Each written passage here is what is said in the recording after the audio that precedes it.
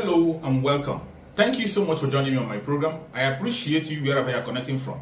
If you are joining me from any part of the world, I thank you very much for your contributions on this channel.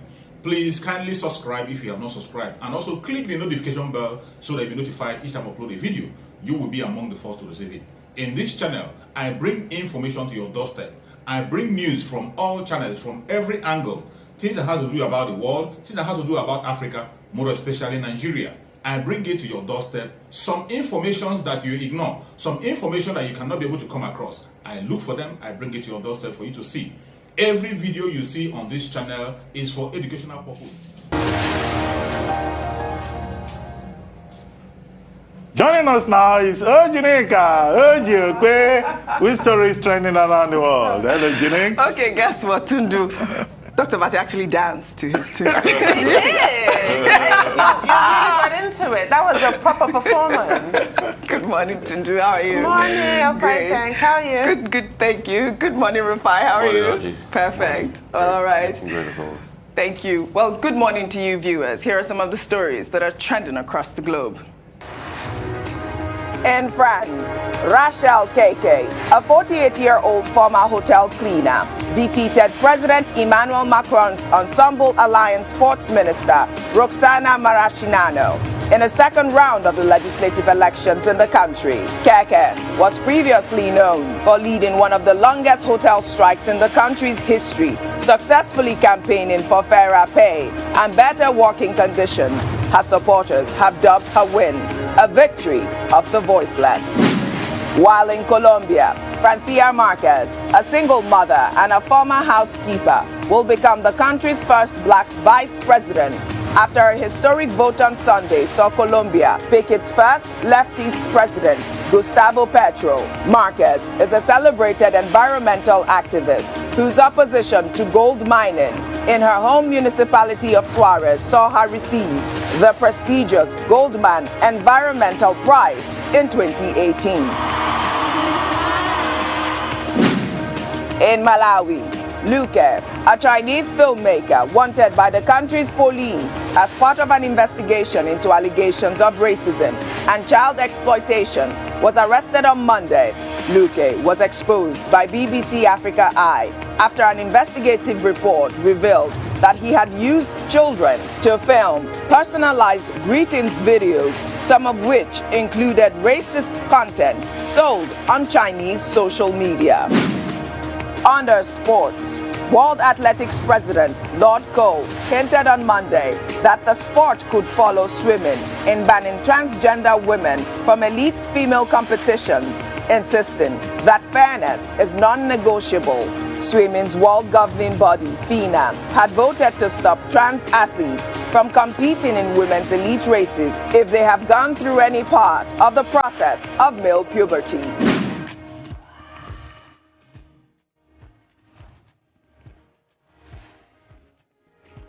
Finally, under entertainment, U.S. official music chart, Billboard, has announced award-winning Nigerian singer Wizkid's Essence, featuring Thames as the longest charting African song. Wizkid's fourth studio album, Made in Lagos, was also confirmed as the longest charting African album, making him the longest charting African artist in recent times.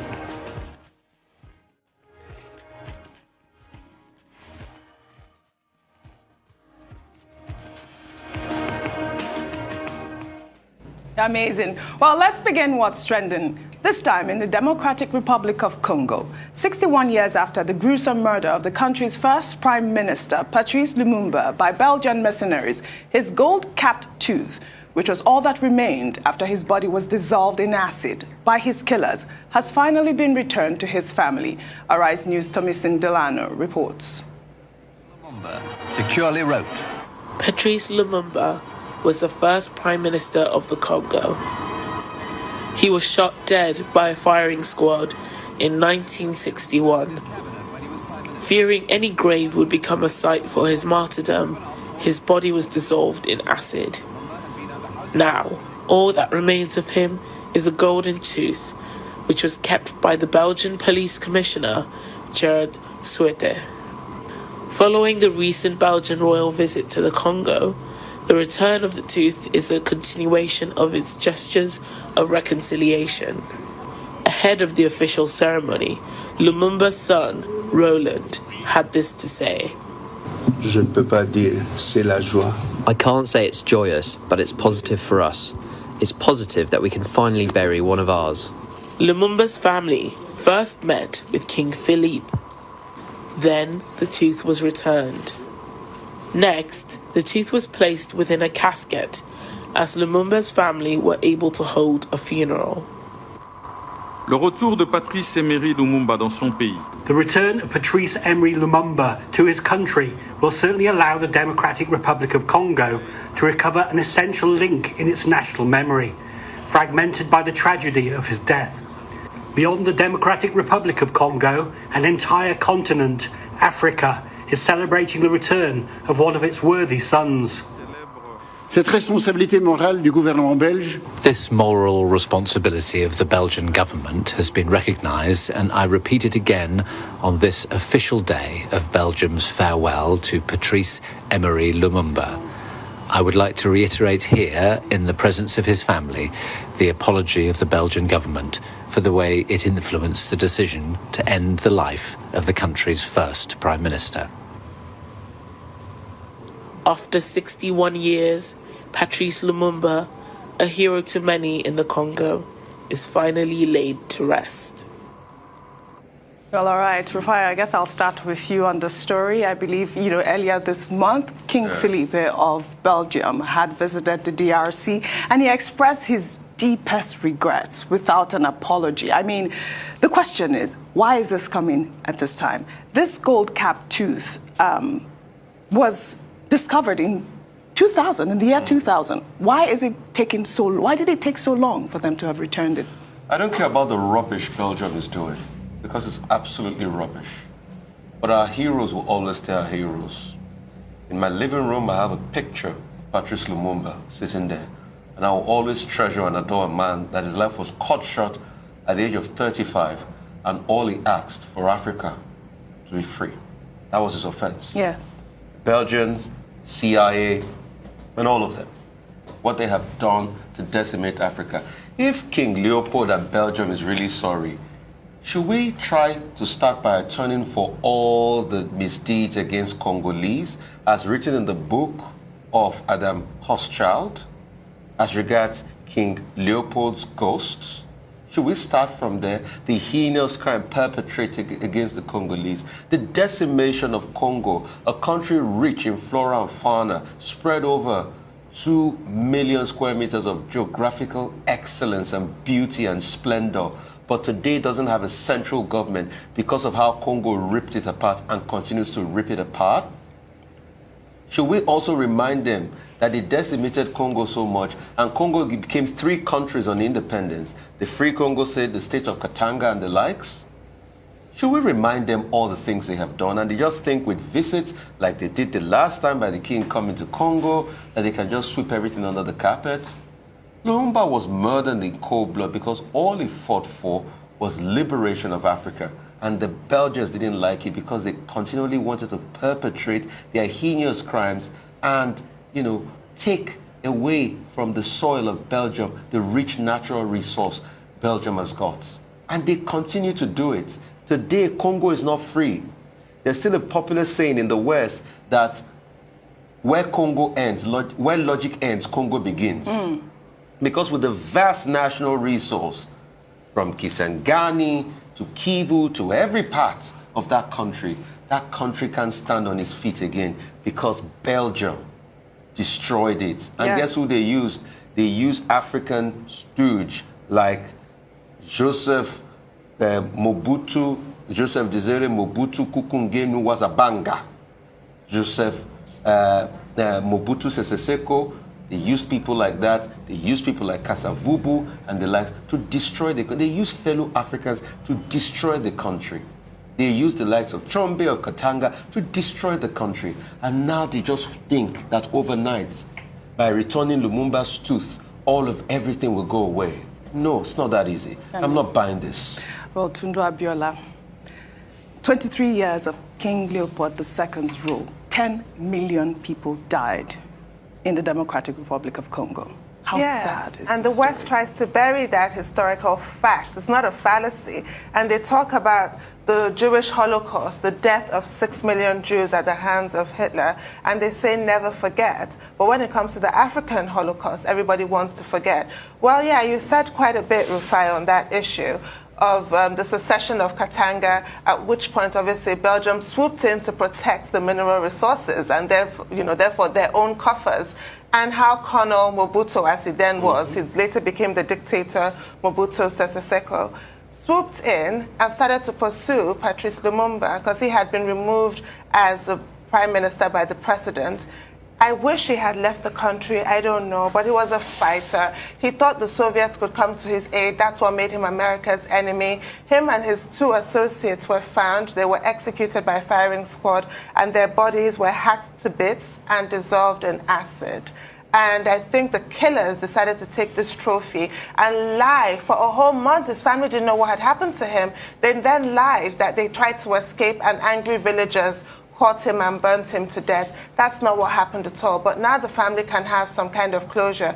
But I don't want to say that this happened in Congo 61 years ago. Even in our recent history, in the Abacha years, that evil chapter of this country, we don't talk about our history enough. When Ken Saro-Wiwa was executed by the state after that, Stalinesque mock trial that he had, the Ogoni 9, their bodies were also dissolved in acid. That happened in this country. That happened recently in our lifetimes. And we don't talk about it. So for me, it's not a case of, oh, these evil white men. What about the evil Africans do to each other? What we continue to do to each other till today? I just pray that the soul of that really brave, beautiful, valiant man, Patrice Lumumba, is resting in peace and his family has some kind of comfort. Yes. Dr. Abati. Okay, the story of Congo, Democratic Republic of Congo as it is now known.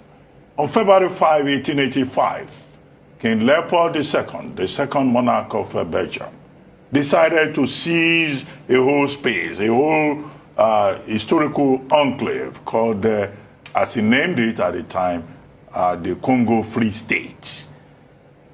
Other countries, Britain, and others, they were having colonies.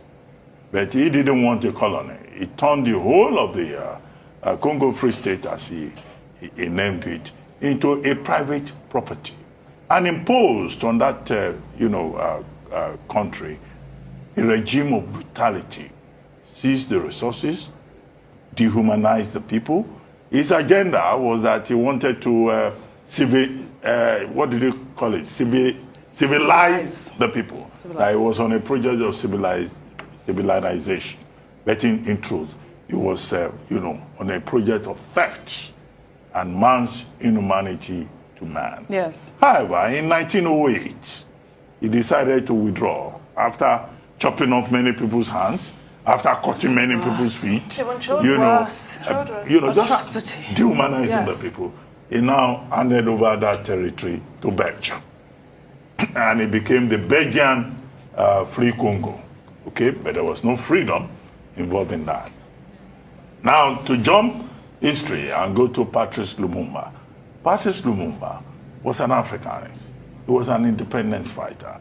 He was instrumental to the gaining of independence by the Democratic Republic of Congo, as it later became known in September 1960. And that was his offense. And of course, you had the Katanga secessionists led by Moses Tshombe. Now, in the midst of that crisis, right, what's his name? Lumumba asked for help from the West, from the United States. He was snubbed. Nobody helped him. He turned to the Soviet Union, and that was his major undoing. Yes. Even the Americans began to say that he had turned, Congo into a communist enclave. So even the West just looked the other way. The Americans looked the other way as Belgium embarked on a mission of extermination. Of course, he was executed by firing squad. Okay, the point has been made, and I think it's a point that needs to be stressed, about how colonialism and the suppression of the African people is not just a fault coming from the Westerners. Africans were complicit. They were part of it.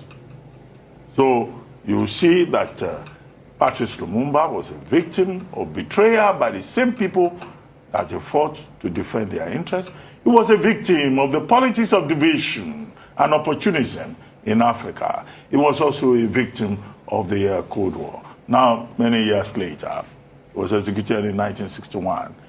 We are now told that his golden tooth is being brought back, for burial in Africa. Well, that may serve the purpose of, Belgium trying to struggle with his guilty conscience. But that's not really the story. The true story is the legacy of colonialism, the legacy of evil at the heart of international relations, and that we continue to be reminded of. Belgium has refused to give an apology expressly. So you have King Philippe, of Belgium visiting, but he didn't apologize. The other day, there was a statement by the government of Belgium. There was no apology involving that. But I do not think that Belgium would ever, at any time, be able to live this down. When the truth arrives in Congo, we're told that the government would declare 3 days of mourning. That truth has been put inside a casket, and it will be given a burial. Does that amount to closure? I do not think so, because memory, hurts, particularly the memory of evil. Yes, well said, Dr. Abati. May his soul continue to rest in peace. We'll take another story. The governor of Anambra State, Chukwuma Soludo, has debunked a statement credited to him that a purported investment of Peter Obi, the presidential candidate of Labour Party in the state, has yielded returns. In May, there were posts on social media claiming that Soludo said that Peter Obi invested $20 million in a brewery on behalf of the state, and that the investment is now worth $100 million. The claim, which has already been debunked by Soludo's team, gained momentum last week after a Facebook page titled Lamentations of a Bishop that Obi's $20 million investment in Anambra has increased to $100 million. Soludo, in response to the post, stated that he never made such a false statement and urged Obi's supporters that they can carry on with campaigning without consciously misleading the public. Let's take some reactions emanating from the story. This is from Michael, who wrote, "Lying to promote a candidate is really unnecessary. Ex-President Obasanjo's name was used. He debunked it. Governor Soludo's name was used. He debunked it. Kwankwanso's name was used. He debunked it. Emir Sanusi's name was used. He debunked it. Lies and propaganda will achieve nothing." Well, Odogu wrote, "I think Soludo only debunked the statement credited to him, not the investment in SAB Miller. Anambra Ministry of Finance owns a stake in the company. SAB Miller market capital is now worth 4 times more than when Anambra initially invested. Go and verify." Well, I believe also Peter Obi did make this claim. I mean, it's not that it's not there. He said, I believe even in one of those presidential debates in 2018 or so, when he was questioned by Kadara Ahmed, he said that he did invest $20 million in that brewery, and it has quadrupled. But I guess Soludo is distancing himself. He said he has never said it. But the fact is really that people should just campaign with facts. That's basically what he's saying, Rufai. I mean, it has to be said. We know it's political season. We know it's season for shenanigans. We know it's season for running wild. We know a lot of people have people they support and the likes. Good for them. But please, let's not tell lies this season. If the governor didn't say it, don't say he said it because you want to make it look good. Yes, he has an investment made on behalf of the state government that might have quadrupled. Good for them. But most importantly, don't ascribe things that people didn't say to them because you want to gain leverage. Let us say it in pure terms. It is what we call fake news. And that's fake news. The governor didn't say it. He put it on his website. The rumor started growing. I'm happy the governor has debunked it. That should be tagged as fake news. It doesn't stop you from going to campaign for whoever you like. It's politics season, so people will say all sorts. They'll tell all sorts of lies. They'll say porcupines. In fact, things that even exist, they'll say. In fact, I'm not surprised. Very soon, People will say they brought heaven to Nigeria. People will say anything during political season. But let us separate the lie, all right, from the facts. This was not said by the governor. It is a lie. People should focus on the meat of the matter, the campaign. And you see, for me, it's not about even the adulation or anything. I think one thing we are not doing enough is we're not campaigning about the issues. We're not talking about the issues enough. We're not putting the candidates, to test on how would you solve the issue. Okay, take for instance, I have never seen any presidential candidate, all of them, come out to write an op-ed now based on what is happening with Ipman, with increase in petrol price, with subsidy, to come and say, okay, if I was president, I will do this. So we are not hearing the issues enough. Is it really about the issues? I'm sorry, I really do hate to say. It's usually about characters. It's usually about individuals. And that's always our problem in Africa. Strong men, not strong institutions. That's just how we think here. And this kind of slavish adoration that will make you lie, tell blatant lies. I'm not even going to call it fake news. It's what it is, a lie, about a governor and misquote him such that he feels compelled, and rightly so, to debunk it. All it does is harm the person that you're trying to help. Absolutely. And I hope people get that message loud and clear. That is the point. Dr. Abati. Okay, facts are sacred, opinion is free. And I think that in this particular matter, people are mixing up both the facts and opinion. And it's okay for Professor Soludo to say, well, I didn't say this. If he didn't say it, he didn't say it. Yeah. But what is the truth? That's one question that should be asked. If Peter Obi invested $20 billion on a particular project, or is it $20 million? Okay, what is the state of that investment? What actually is the truth? Was it a wasteful investment, or was it an investment that has brought return on investment? Nobody is talking about that. Okay, did he waste the money of the people of Anambra State? Did the people of Anambra State, did they gain from it?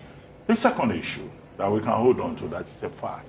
When Peter Obi submitted his handover letter on March 17, 2014, he left a balance of over 86 billion in the accounts of Anambra State. Is that also fake news, or it is the truth? He left investment of over $27 billion, which is stated in his statement. Okay, and he has consistently said, look, he left a balance sheet for the state that was healthy. So is that balance sheet in Anambra State, is he healthy today? What happened after he left? So if he uses that, as he has done in some other instances, as a campaign issue, the question is, what is the truth? I said this, I didn't say that. No, that's beside the point. Can people just interrogate the details a bit further? Well, thank you very much. Thank you as always for your great analysis. That's all I have for you on What's Trending today. I'll see you tomorrow. That should happen that way. But the reality is, the country today is being divided by religion, by ethnicity, and by region. There's no way you will say Tinubu will pick his president and the vice president from the south, because that is a question of region. So we expect that he will pick